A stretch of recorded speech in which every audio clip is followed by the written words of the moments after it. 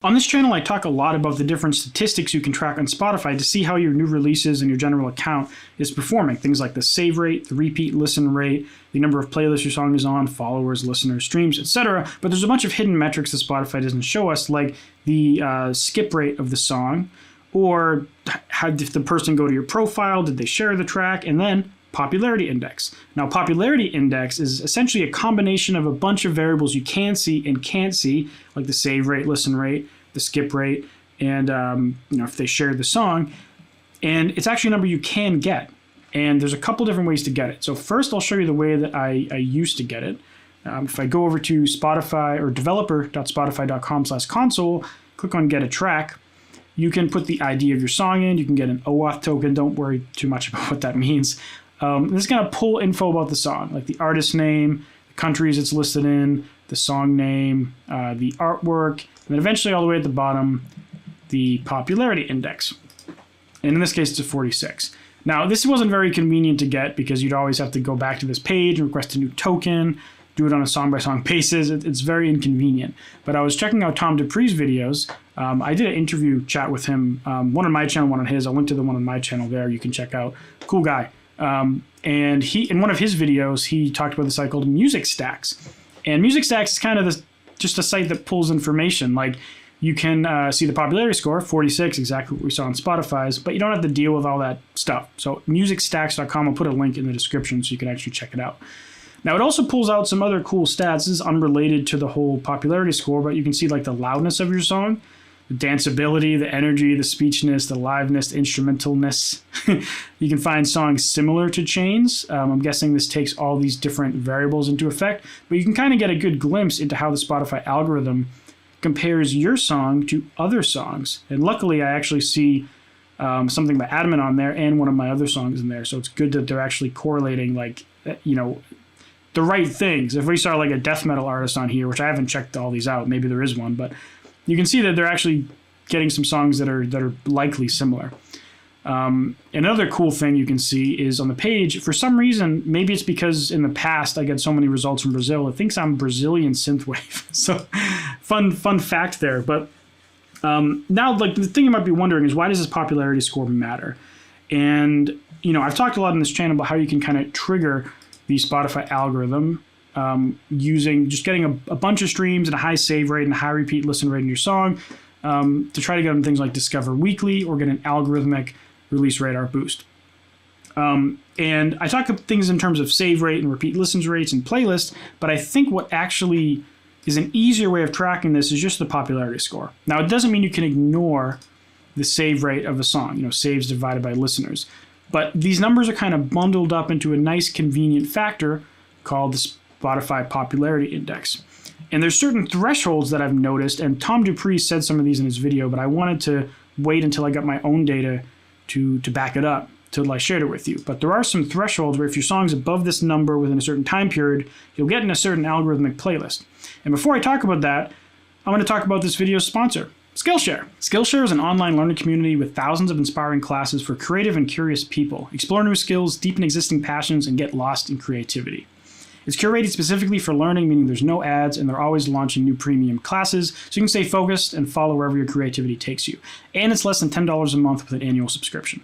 Now, in terms of content on Skillshare that you might find particularly interesting, there's a whole bunch of courses on specific music production softwares like Ableton and Logic, but in addition to that, there's a bunch of Facebook ads and Google ads tutorial videos, so if you're really struggling to get behind the basics of these ad platforms or the basics of your DAW that you're using or other music production techniques, or really anything involved in this whole music business that we're in, Skillshare is a great resource to go and find a lot of really high-quality, organized classes on the matter. So if you're looking to improve one of your skill sets in this music business, the first 1,000 of my subscribers to click the link in the description will get a free trial of premium membership so you can explore your creativity. Now, back to the video. So let's actually talk about how this actually impacts things. If I go to my Spotify for artists, let me share my screen again. If I click on playlists, and I'm going to look at Discover Weekly. So you see you have 4 songs in there: Chains, Socialize, Fire, and Dreaming, but barely Dreaming, really just these 3. This must have been like a lingering effect from the previous month or something. 5 streams, I've never seen something that small. But Chains, Socialize, and Fire.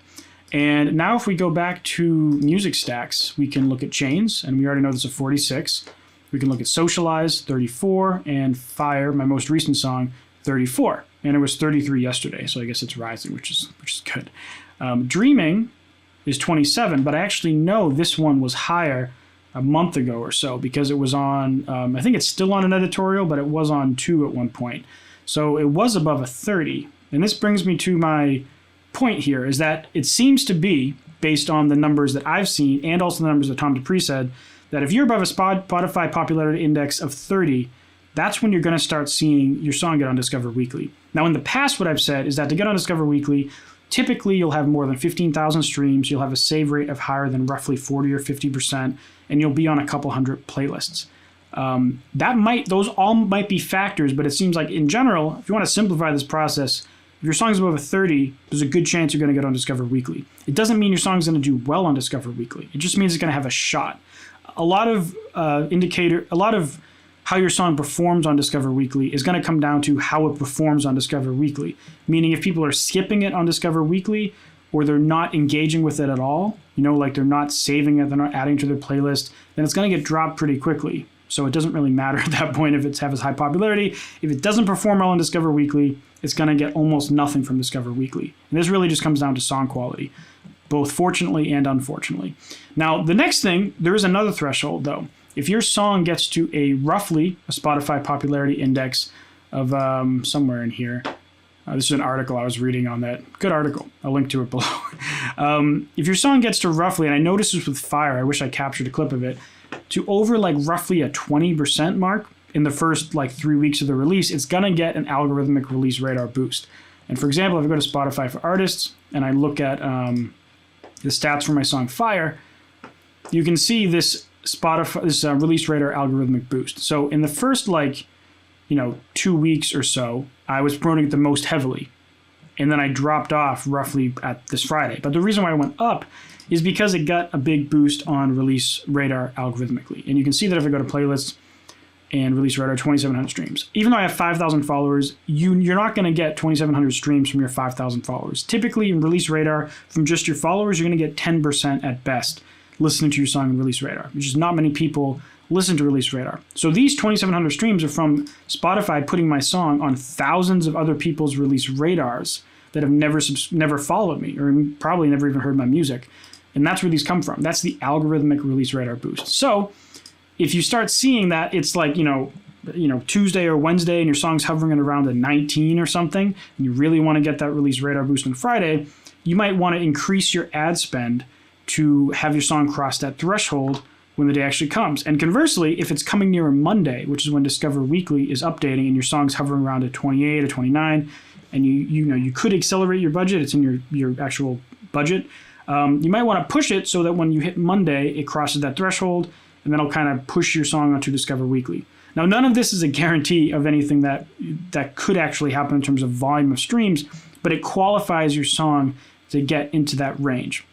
So, I know that this is a lot of try this and roughly do this, but these are small details that can kind of help you. And I noticed that my song was at a 28 or 29, and I pushed a little bit, and I'm starting to get songs from Discover Weekly, and the song hasn't even been out a month. This is the earliest my song's ever been on Discover Weekly, I think. Maybe Chains might have been on roughly the same time. So you can kind of use this information to help you out. So I wanted to share it with you. So if you want to learn more about the Facebook ad stuff and how I use it to promote my music, you can check out this link over here to watch a playlist where you can see a whole bunch of my tutorials on it. And I have a course down in the description if you want to buy that and check out the course. Thank you very much for Skillshare for sponsoring this video, and I'll see you in the next one. Thanks for watching. Bye.